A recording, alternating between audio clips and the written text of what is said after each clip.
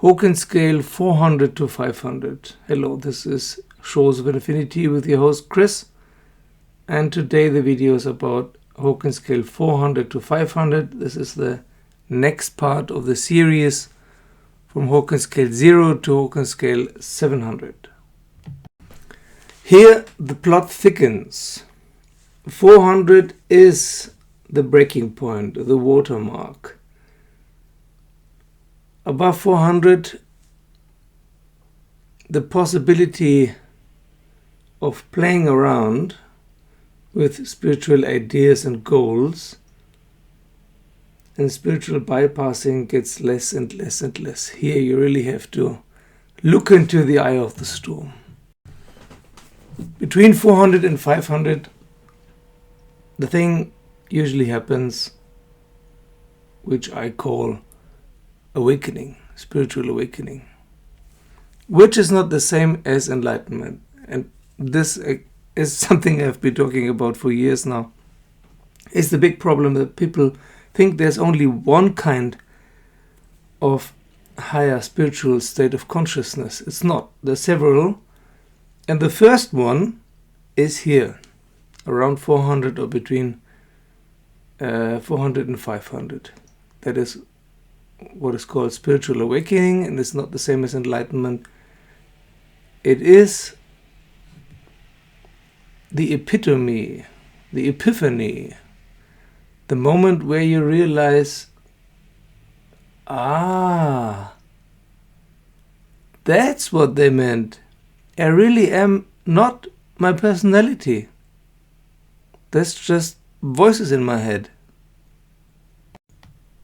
That's just education, brainwashing, and so on.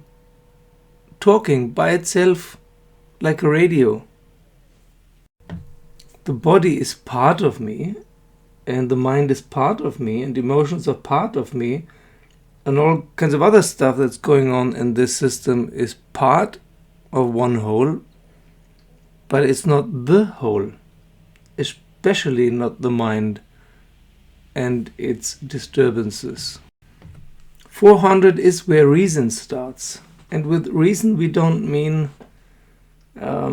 stuff that is usually called reason, but the stuff that David Hawkins and Sri Aurobindo and Meher Baba and Jed McKenna call reason. Here for the first time you really start using your mind as it should be used, not as our sick culture has taught us to use it. For the first time in your life, thinking stops. Or you can stop thinking. You can decide if you want to think now or not. Before, thinking was an ongoing, self-perpetuating neurosis or psychosis. But to reach this place of peace of mind, you really have to be totally open to what the truth is. Most people just repeat. They think, okay, the truth must be whatever said, what the Pope said, or what Eckhart Tolle said, or what Lama Ole said, or whatever. No. Here you go beyond repeating what other people have said and have written. Here, in the scale of reason, you finally find your own truth. And afterwards you will understand what the others have been trying to say and how you have been misunderstanding it. Because on the one hand it's impossible to put into words, and on the other hand it's so ridiculously simple that it can only be misinterpreted. Of course it's about being in the moment, as Eckhart Tolle says, but what the fuck does that mean? You only understand when you are in the moment, and this can happen only above 400 on the Hawkins scale. So to get there, you have to give up all notions of what you thought you knew before. That's why I said in the last video, in the 300s, people get easily stuck because they don't want to give up what they have already achieved. Here, you have to give up everything and you get something completely new in exchange. But this often causes a period of something that looks to others like depression. It's not. It's a starting anew. If you restart your cell phone or your computer, then first it has to stop and then it starts anew. And this is what's happening here. And it might look to others like depression, but it's not. Hawkins, probably because he was a scientist himself, said that even scientists can reach the 400s, which is of course true, but only those who are able to discard everything they knew before and to open to a totally new body of knowledge. Like, for example, Einstein and Heisenberg. So they also were awake. So it's not science that brought them there, it's their unrelenting will to seek the truth, no matter what it may be. You can't choose what the truth is. Either you want to know the truth or you don't, but you can't say, okay, the truth is this, and then now I want to find it. Unfortunately or fortunately, that's not how it works. What David Hawkins writes in his book describing reason has also to do with objectivity, subjectivity, what's real, what's not real, what's just a symbol, what is causality really, what's space and time. Yeah, that is a dawning, or will be dawning, or has been dawning on you in the 400s. A good example is the book Simulacra and Simulation by Jean Baudrillard. Lots of philosophers get to 400 easily. And Jean Baudrillard, he talks a lot about what is real and what is not real, what is just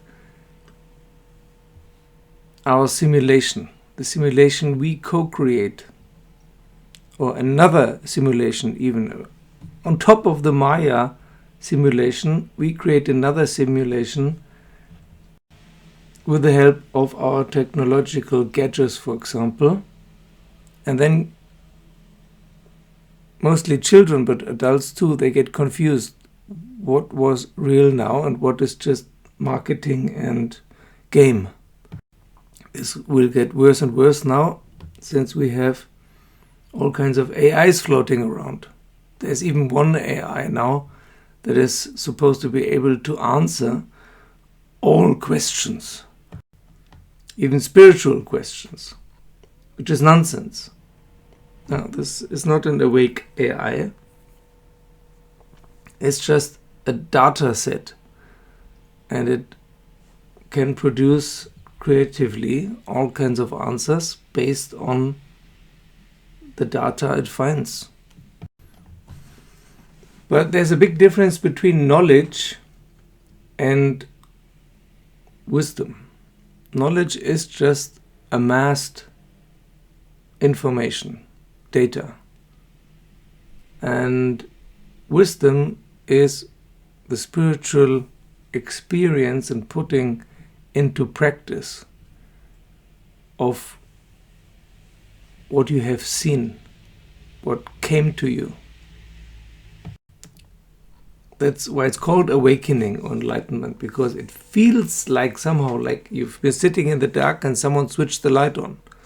Or it feels like you have been in a dream and suddenly you woke up. Now the big challenge in the 400s is not to fall back asleep. That's the big challenge. You probably have been told once you awake, that's it. That is not true. You can fall asleep again any moment. The big challenge is to stay awake, stay awake, stay awake, stay awake. Otherwise, you will drop back into the 300s instead of progressing into the 500s. The 500s, watch the next video, can only be reached by even more surrender. But until that is possible, you have to train yourself after this restart after this zero phase, after this limbo, our friend of mine calls it. After this limbo, or in this limbo, which might take months or years even, you have to find a new equilibrium instead of sliding back into the old one.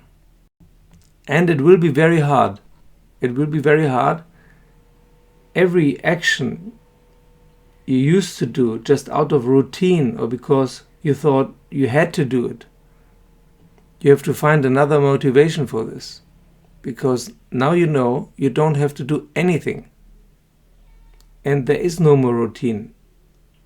You have to decide everything by yourself and take complete responsibility for it. You cannot blame anything on anyone else anymore. There will be no more routine, no more automatism. Everything you have to do. And everything in the beginning is difficult. To go to the toilet is difficult. To get out of bed and do anything. Shopping, cooking is difficult. And working seems almost impossible. Why should I subject myself to this farce that's going on out there? So everything will seem unreal to you at first, but it's the other way around. Now it's real, and before it was unreal. Before you were in a dream, in an automatism. This is the point where lots of people write to me and ask me, am I crazy? Am I going crazy? And I say, no, that's normal. And it will take months probably. And it will. And although this is totally life-changing, complete revolution to everything that has been before, this is not enlightenment. This is called awakening. Okay, let's see what the 500s are about in the next video. Thank you for liking and subscribing. Thank you for joining me as a Patreon, and thank you to all my Patreons who already joined me. On this journey into the unknown, crashing on the shores of infinity, Morgan, Feike, Bob, Sayan, Ophie, Andre, Chris, Tamash, Robina, Kim, Gabriel, Daniel, Carrie, Matthias, Robert, Brian, Björn, Mark, Patricia, Kelly, Goshen, Gregory, Alex, Tyler, Alex, Marcus, Thomas, Raghu, Enda, Chris, Brittany, Patrick, Sam, and Alan. Thank you very much.